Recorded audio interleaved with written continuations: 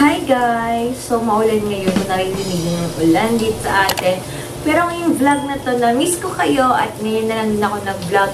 Ang dami ko ng beses na try na mag-vlog ulit. Pero palaging hindi ako nakakapag-vlog. So, ngayon sasamahan niyo ako mag-prepare ng meal ko kasi nga nag-diet si Ate Maren. And then, magluluto tayo ng kakainin ko mamayang 12. So, let's go. Kakatapos ko lang din magtrabaho and then kailangan ko munang i-off wala to bago tayo lumabas, bago tayo magluto. At naubo ko pala yung pamangkin ko. I-off ko muna.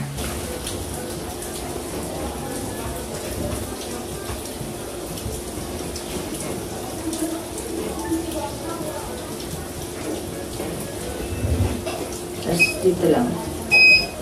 Ayun. So, na-off ko na at labas na tayo.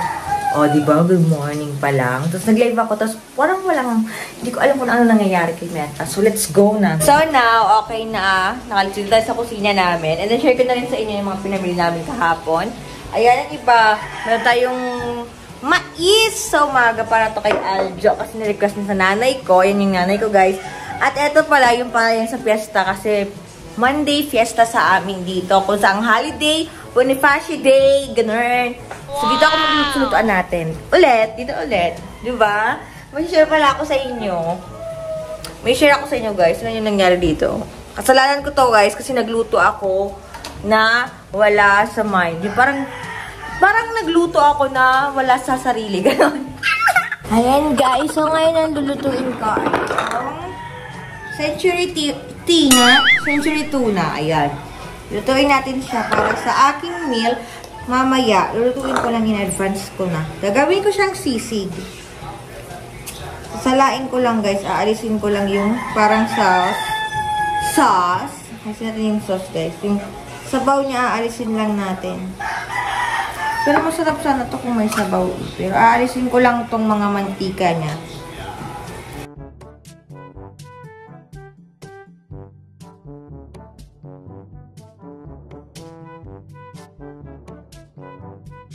O, diba? Sobrang daming mantika.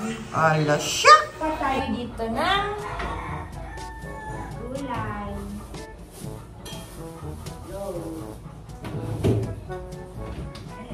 Pat sa fiesta, pero let's go.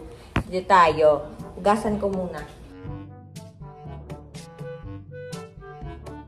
Go, magluto na tayo kasi bago pa madaming excuse nyo na muna yung mga kalat dyan. Tayo magluluto tayo ng kakain ni Ate Maren. Kasi walang dito, guys. So, ngayon, magluto na ako at kukunin ko muna sa ref ang ating butter. Itong ginagamit ko. Hindi na ito nauubos, guys. Pero mamaya ako na ito gagamit. Ipapatry ko lang itong Century Tuna para sa pagkain natin. And then, yun. Kasi, kailangan natin magpapayat. Kahit alam ko magpipiesta, tapos magki-Christmas, mag-New Year, daming food. Pero ngayon ko pa naisipan na magpapayat para mas maayos tingnan. Tapos ilagay lang natin to, guys. Kasi may mantika pa siya. I-dry ko lang itong Century. Diba ang ganda ng kawali namin, guys? Wala kayong ganyan. Kami lang yung meron yan. Kasi kami ay mayaman.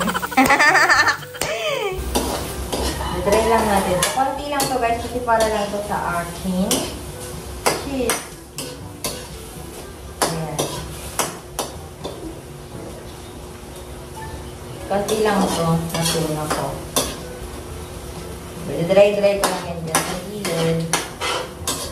Tapos, lagay tayo ng shrimp.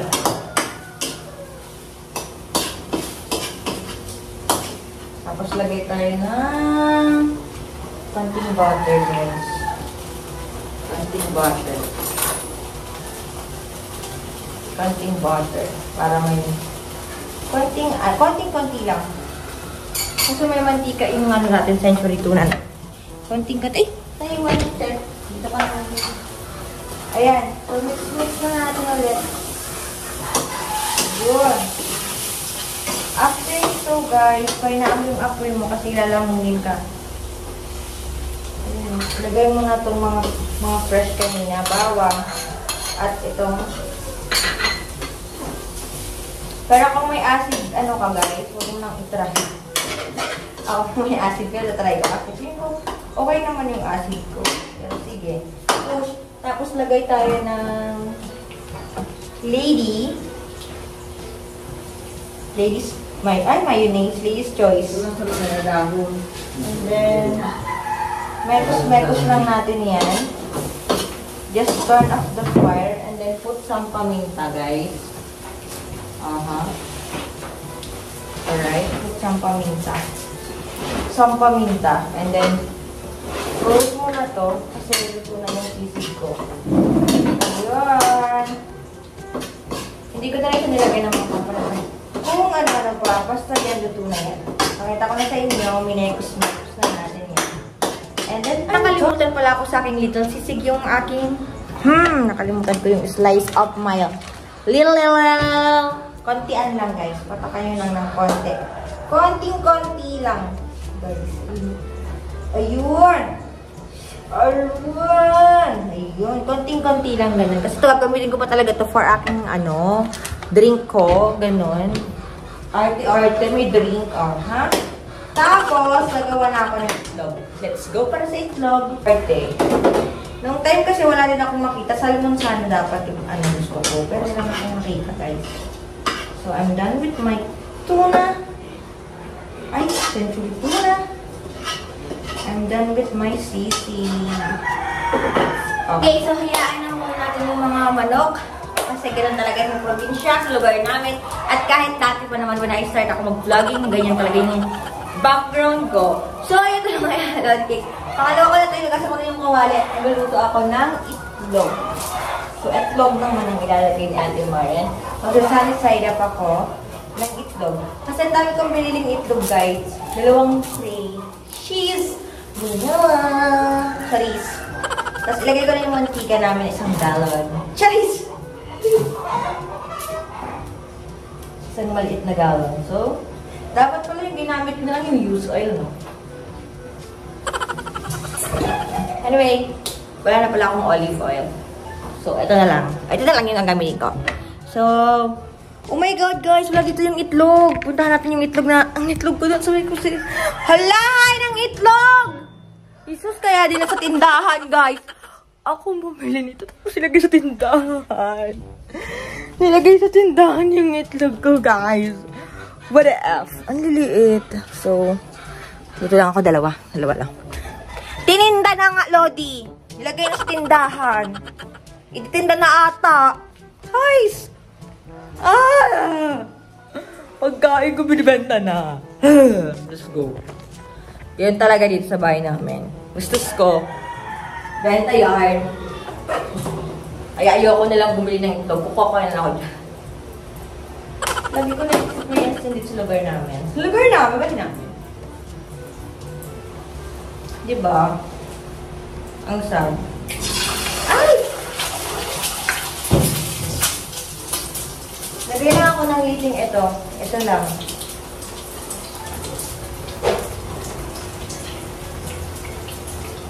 Uy, nakalimutan ko na yung ano. Hindi ko na ito nakugasan. Okay lang. Pwede naman yun. Mananasilit. Aray! Ay, sakit ito. Aray, sakit naman.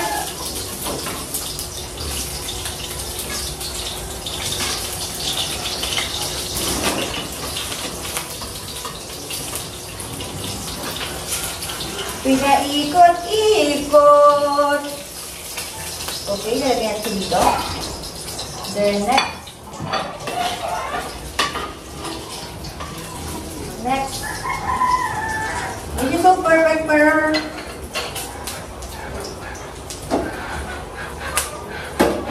she's slowly lang. Oh, yung ano? Wow, sexy lang. Flawless. Nasaan yung pang... Lagyan na ng konting pampalasa. Konti-konti lang, guys. Tapos, ang layo ng mga uangin. Nakakarating ako sa mga bansa yun. Charis. Ayan. And then, I'm done with it. Kaya mo yan, G. Patay mong apoy. Luto na eh.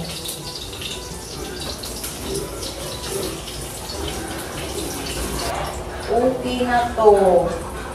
Yeah! Yummy! This is my meal today. Today. Special meal. So, ito lang yung kakainin ko ngayon. Oh my God. So, yummy. Meron tayong sisig, tuna, and then isang itlog. Pero dapat dalawa to kasi dalawa itlog mo, diba? Ah! Char! Bye! Ito yung meal ko. Yung century tuna, ginawa kong sisig. And then, may itlog. Ayan yung itlog natin. So, yeah! Yan ang muna! So, ayan, tapos tayo magluto.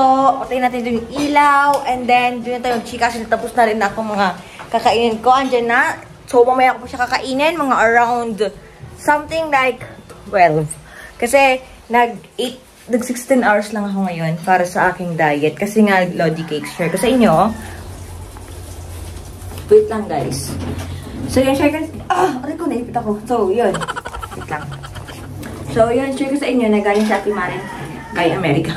So, kaya ako sa 28 hours, so 32 hours fasting. Kaya ngayon is, bumalik naman ako sa fasting ko na 8 to 16. Kasi, kailangan ko naman ng ganong balance ulit. Balance ulit tayo. So, yun, hanggang dito na lang yung vlog ko kasi mamaya kakainin ko na yun. So, yeah. So, comment lang kayo kung gusto nyo pa ng next vlog ko. Bye! Thank you guys. Don't forget to like and subscribe. Bye-bye!